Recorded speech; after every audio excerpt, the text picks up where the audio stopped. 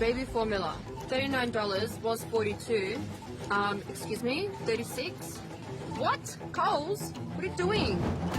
People power. Shoppers highlighting apparent discrepancies in price discounts at Coles. Half price was $19. No, it wasn't. $16.10. Special, $7.30. Normal price, $7.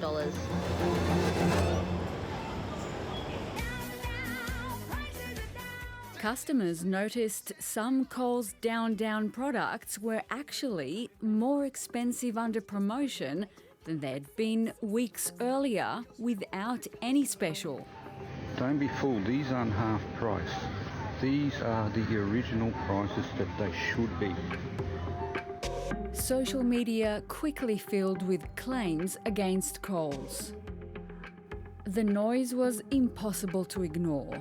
This week, Australia's consumer watchdog has been in the federal court alleging more than 200 products promoted under Coles' Down campaign were not discounted at all. For example, the price of a dog food can, $4, had been raised to $6 for 7 days.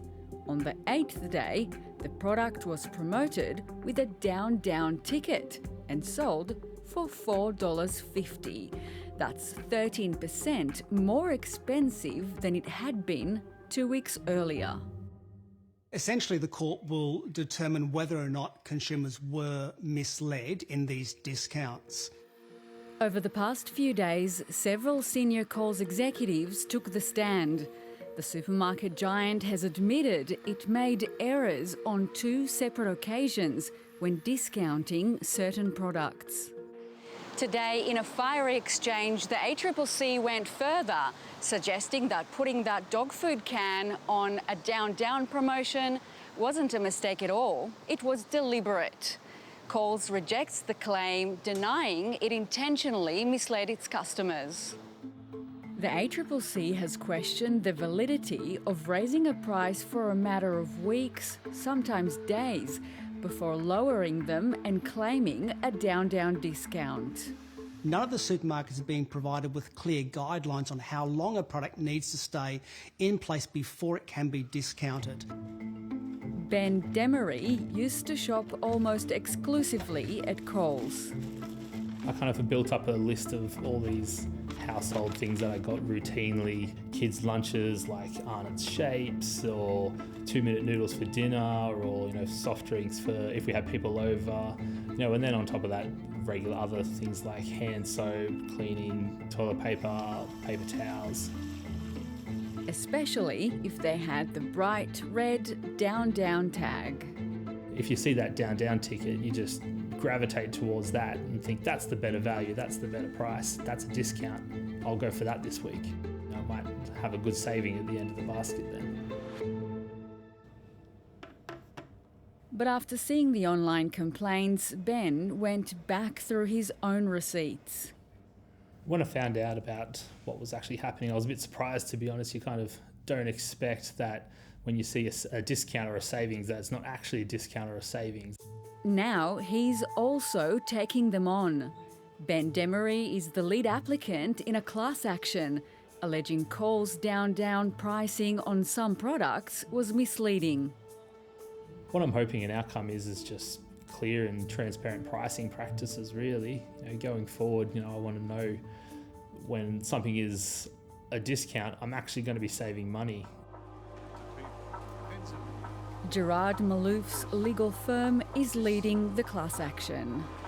Win, lose or draw, I believe the major chains have now already started changing the way they market. They know the spotlight's on them. The price of change could be enormous once any fines and the costs of the potential class action are calculated. They'll get a penalty of, say, 100 million, 150 million. But if each customer has lost $40 or $50 because they buy 3 or 4 products every month or two over a period of 2 years, multiply that by 8.5 million people. That's close to $750 million. The outcome of the ACCC case will have a direct impact on the class action. We are waiting in line behind the ACCC. The class action litigants, once we've established liability, we can go off and assess damages, and they will get every dollar of that. My position is that I don't believe consumers were misled or deceived. I think that the permanent prices were accurate. There was a contract price in place at the time of the discount, so the discount was also accurate as well. Of course, the perception from consumers was they may have been misled, and that's based mostly, I suspect, on what people are reading on social media posts or potentially, headlines. Professor Gary Mortimer is an expert in retail, marketing and consumer behaviour and a former manager at Coles. He says pricing decisions depend on factors consumers rarely see and discussions behind closed doors. In a negotiation, suppliers will ask for price increases or cost increases. That will push retail prices up. At the same time, there may be a negotiation to say, well, if we put your price up, you'll be outside the market. So let's put together a program of discounts. He warns a ruling against Coles could mean greater regulation about how long prices should be raised before they're lowered. If the ACCC is successful in this case, the unintended consequences that customers may be worse off. Prices that naturally inflate because of inflationary pressures will stay higher for a longer period of time until they're able to be discounted.